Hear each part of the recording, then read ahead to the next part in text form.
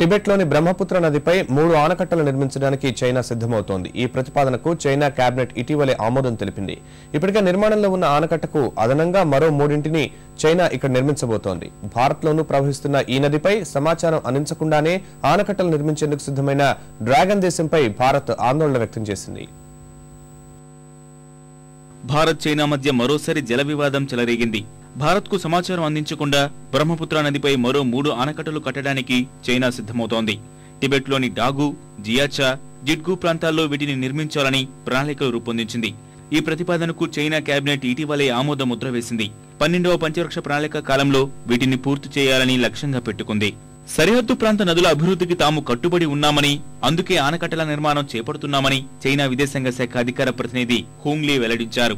ఆ నదులు ప్రవహించే దేశాల ప్రయోజనాలను కూడా దృష్టిలో పెట్టుకుంటామని తెలిపారు.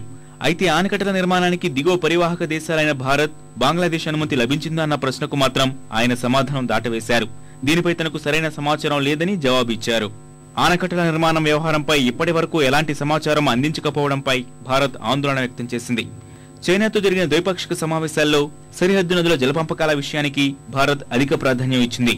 ప్రతి సమావేశంలోనూ వీటి గురించి చర్చించింది. అయినప్పటికీ ఈ అంశంపై చైనా ఎలాంటి సమాచారం అందించలేదు.